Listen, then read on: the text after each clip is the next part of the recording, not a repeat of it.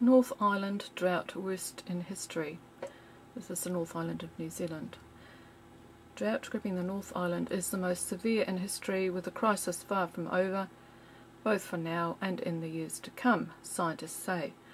Long dry spells are forecast to double by 2040 as temperatures continue to rise and New Zealand heads towards a more Mediterranean climate. It's been so dry in the first 9 weeks of this year, it's more like an Ethiopian climate than a Mediterranean one. But what's changed? Let's have a look at some satellite imagery over New Zealand and the adjacent areas. What you'll see is that New Zealand is being subjected to weather modification, full-scale weather modification. I'm going to use the work of Scott Stevens at weatherwars.info related to the weather manipulation occurring in the United States and compare his observations of what is occurring there with what can be seen occurring in New Zealand, for example in satellite imagery. Scott Stevens is an award-winning weatherman, and he lost his job because he started talking about chemtrails. He began investigating the claims of Lieutenant Colonel Tom Bearden that North America was being subjected to full-time weather modification, and during the course of that investigation he was the first to discover the primary reason for the now global chemtrail phenomenon. According to Scott Stevens, one of the primary uses of the aerosols is to assess what energies there are in the atmosphere. And so you'll see a lot of spraying going on in areas where they're interested in engineering the weather.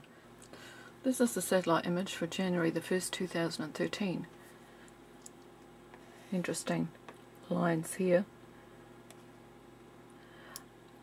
What you'll notice when you have a look through the satellite imagery is that you won't tend to see a mass of aerosol spraying occurring around here unless there is a large volume of cloud material up here. This is a satellite image for February the 21st, 2013. I'm using the satellite images from rapidfire.sci.gsfc.nasa.gov. If we have a look here, close up, there are many aerosol trails present. Obvious ones and trails that have been sprayed sometime before the image was taken, like for example this here, and they're spreading out. We were at Dargaville that day and I took photographs from about 8:30 in the morning until approximately 4:30 in the afternoon, and I saw a plane spray an aerosol at about 4:25, and I kept an eye on this for about 20 minutes and I watched it turn into cloud-like material. So I've got some photographs of this material that's showing up here and looks like aerosols, so we can validate whether or not it was aerosol material that's showing up here. There's another one.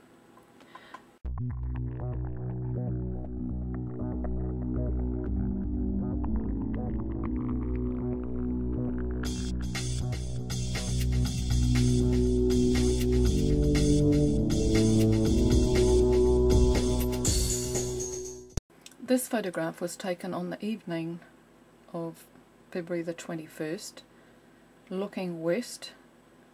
It was taken at 7:15 from Whangarei. This is looking in the direction where we saw the aerosol trails over the sea.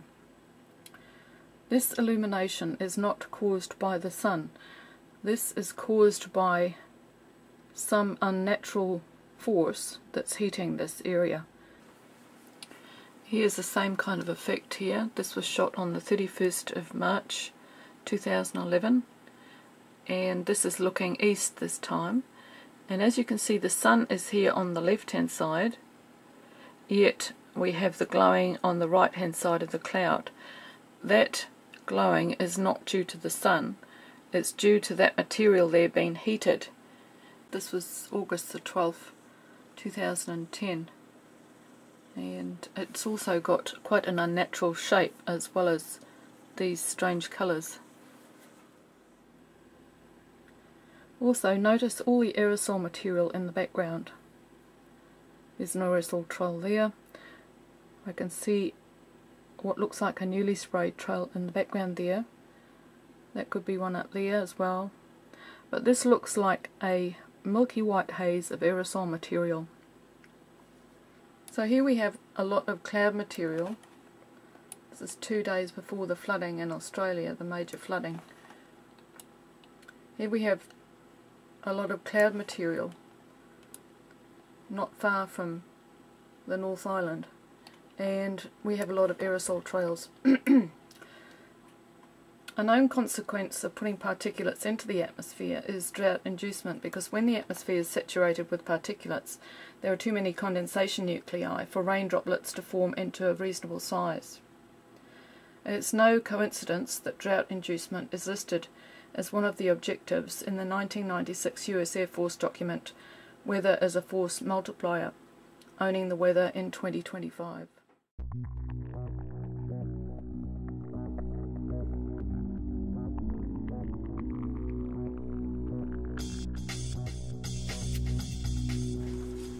Right, here's another satellite image on Weather Wars.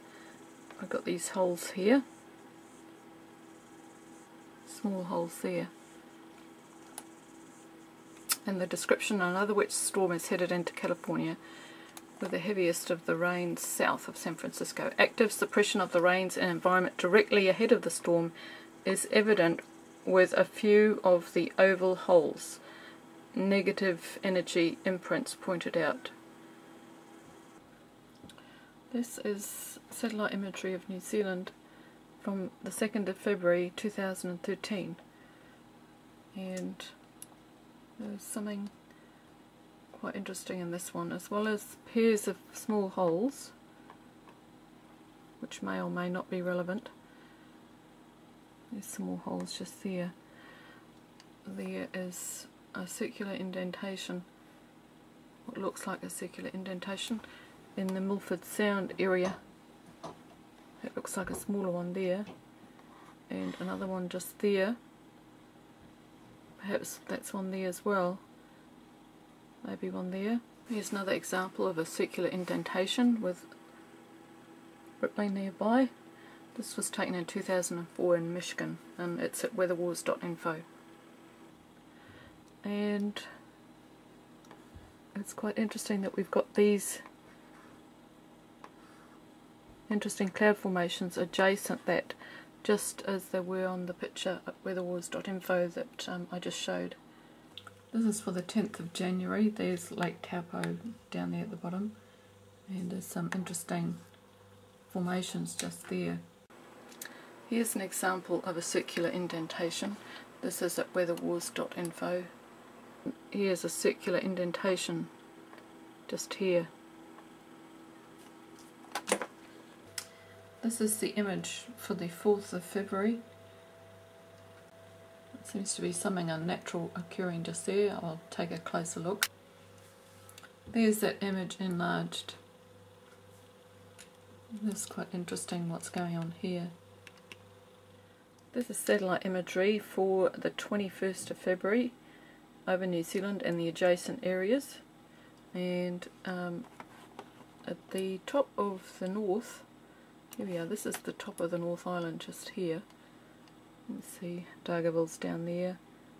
Here we are, up here. There looks to be a semicircular indentation just there, and there's some rippling showing in there. January the 16th. There seems to be a very large circular indentation here. There's the centre of it just there. 16th of January. To the west of the North Island there's also this, and this, it looks like another one here, not as obvious. There's one there.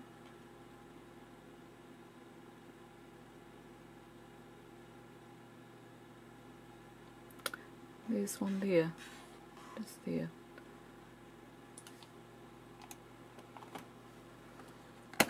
And there appears to be a circular cloud formation here, and also over here there's cross-hatching of cloud material. That's not natural. There's the 6th of January, and this is at the bottom of the South Island. Some pronounced rippling to be seen down the bottom there, and there's an interesting little crosshatch over here, just there.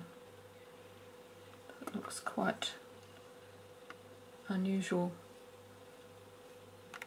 And this is an image from the 6th of June 2004, and it shows a cutout there at 90-degree angles, and there's a cloud which would fit in there, just over here. This is the 4th of January to the west of the South Island. Very interesting looking formation here. A lot of rippling occurring down the bottom of the south.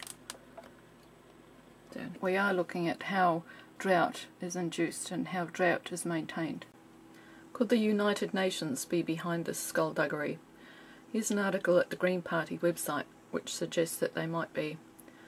This is dated the 1st of December 2010 by Kennedy Graham, who used to work with the United Nations, titled "More Droughts, Erosion if No Progress at Cancun." And in quotes, "If we are to avoid dangerous planetary warming, we need a fair and binding international commitment to reduce global greenhouse gas emissions," said Green Party spokesperson on international climate change negotiations, Dr. Kennedy Graham. Continuing, "While no single flood or drought can be linked with perfect certainty to human-induced climate change, we know that there will be more extreme weather events.